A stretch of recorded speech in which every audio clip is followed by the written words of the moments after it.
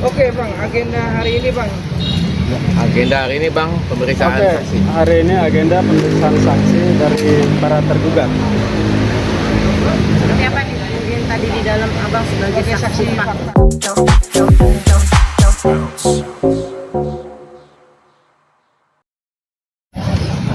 Sudah.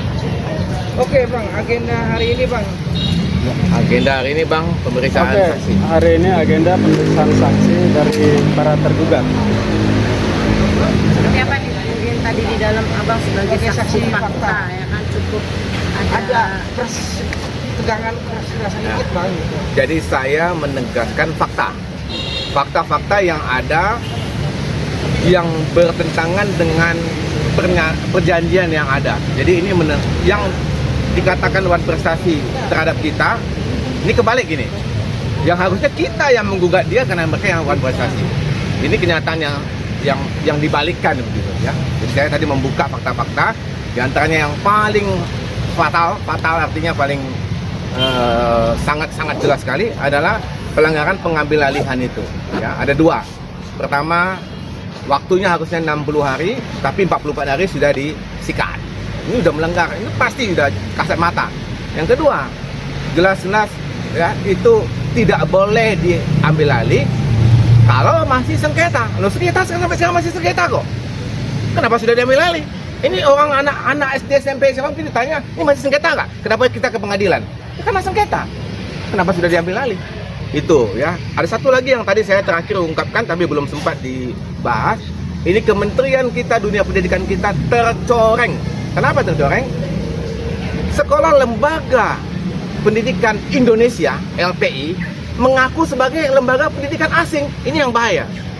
Menjual nama Amerika yang harusnya izin sekolah pendidikan kerjasama atau sekolah internasional itu di sananya harus ada sekolahnya, harus ada kurikulumnya.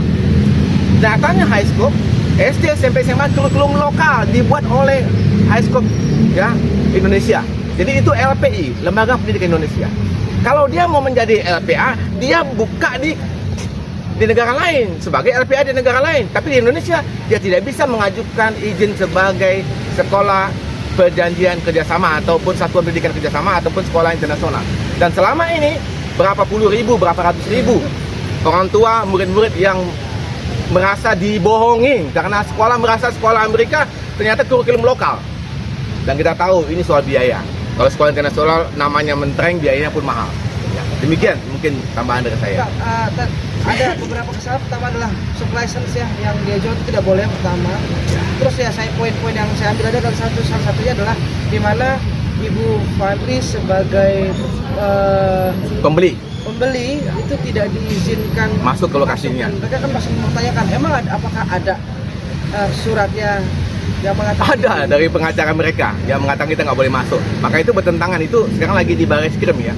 Karena kita mengatakan itu nggak boleh ya menyerobot aset kita, sekolah izin kita masih semua. Oke, upayanya Bang, kan bisa aja langsung menduduki kita tidak selama itu masih milik Ibu. Tadi kan dibilang sama hakim boleh. Kita mentaati, menghormati proses hukum ya. Kita tidak mau dengan cara seperti itu. Itu cara-cara yang tidak elegan ya, cara-cara orang yang tidak berpendidikan sebetulnya. Mengaku dunia pendidikan tapi tidak melakukan sesuai dengan dunia pendidikan ya. Oke, izin license dari Amerika sendiri kan untuk Highscope Simatupang sudah tidak ada ya, kalau Sudah tidak ada, kan? sudah diputuskan ya. Dan semestinya kan harus mengganti nama ya. Sudah ganti nama mereka sebetulnya, dan mereka lagi mencari partner di luar itu, mungkin namanya NCA atau apa saya nggak tahu. Itu sebagai bukti bahwa Highscope itu sudah marah dan memberikan sanksi. Ini kan satu hal yang nyata dilihat. Kenapa diputus kalau nggak salah? Betul ya? Karena salah diputus, diberikan sanksi gitu loh. Oke, untuk Highscope rencananya sendiri yang milik Ibu tetap berjalan atau gimana? Sementara masih berjalan. Cuman dia diambil alih sama dia, uang sekolahnya kurang lebih 500-600 juta sebulan diambil alih. Ya, diambil alih tanpa tidak menurut dengan hukum, tidak sesuai dengan perjanjian ya.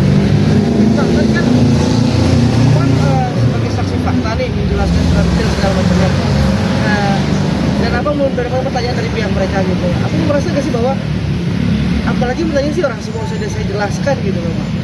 Ya itu sekedar saja lah, pertanyaan sebetulnya tidak ada kaitan sama sekali menurut saya ya. Pertanyaan soal kopi, pertanyaan soal tunggakan, notabene tunggakan udah dibayar selesai. Yang belum jatuh tempo ya belum jatuh tempo. Jadi kenapa mesti tanya, tahu nggak orang kesulitan? Saya bilang itu kesulitan. Yang penting lu utang, lu bayar. SP1 bayar, SP2 bayar. Selesai. Bang, terkait tadi kan ada dibahas masalah pajak. Ini gimana? Seperti apa? Nah, ini serius ini ya. Jadi royalti itu tetap harus kena pajak. Kalau royalti berhubungan dengan negara asing, pajaknya 20%. Ya, dunia pendidikan boleh itu dikecualikan, kesehatan juga demikian. Tapi ini menyangkut royalti. Royalti bukan pendidikan, royalti itu adalah bisnis ya. Dan hal ini semua bisnis dikenakan pajak. Tadi kan sempat dikatakan tidak membayar pajak, ya disinggung oleh Iya. Ya. pihak lawan. Seperti apa nih? Mungkin abang kan juga. Ya, jadi selama ini unit-unit termasuk kita tergugat itu minta faktur bukti pembayaran pajak ya. Dan mereka mengatakan ini pendidikan tidak ada ya. Saya pada waktu dengan pengacara ya bertemu dengan mediasi dengan pengacara mereka, pertanyaan konyol benar menurut saya. Seorang kepala keuangan mereka mengatakan kalian yang bayar, yang harus buka faktur pajak dari Hong Kong itu. Karena saya tahu benar kita yang bayar pajak, bayar royalti, mereka yang harus kasih bukti bayar pajaknya, bukan kita. Ini satu keanehan ini. Ya, jadi ya kaget pada waktu itu. Nah, kemudian mereka berbenah mengatakan ini UMKM. Emang UMKM nggak bayar pajak? UMKM kalau 5 tahun $5 juta, $2,5 juta, 40 miliar, 1 tahunnya 8 miliar. Itu lebih dari UMKM. Kalaupun UMKM itu tahun 2018 UMKM, sedangkan Highscore mulai dari tahun 96. Sebelumnya gimana UMKM? Nanti Ya. tadi pihak sana menyinggung masalah dari pihak yang belum bayar pajak, harusnya mestinya pihak sana yang bayar Iya. pajak. Karena Kita terhalang bayar pajak karena mereka tidak kasih faktur pajak. Nah, ini jadi masalah besar. Ya, kita nggak bisa melunasi. Kita sebetulnya dengan faktur pajak mereka kita bisa kasih ke kantor pajak nih atas nama yayasan kita. Tapi karena mereka tidak kasih, ya kita jadi terhalang. Mereka menghalangi. Jadi dari awal kalau kita lihat perjalanan kasus ini sudah 19 bulan. Cukup lama ya. Kenapa kita tidak, maksudnya kalau kita mau gas dari awal bisa. Kita menunggu itikat baik dari YPPAB untuk menyelesaikan ini secara damai. Tapi sampai sekarang dijanjikan pengembalian sekolah tanggal 2 Mei tidak dilakukan. Kemudian beberapa kali sudah dilakukan mediasi, mereka kekeh dengan keinginannya mereka. Jadi harapan saya kenapa ini kita nggak pengen ribut, ini kan masalah pendidikan ya, mencederai hati nurani anak-anak gitu, orang tua gitu ya. Jadi menurut saya seharusnya bukan orang tua, anak-anak yang jadi korban. Dan kenapa kita tidak selesaikan ini dengan cara musyawarah dan mufakat? Itu aja. berarti sampai sekarang Masih menunggu itikat Niat baik baik, untuk ya. mereka menyelesaikan secara Supaya tidak korban Ya. lebih banyak. Ya.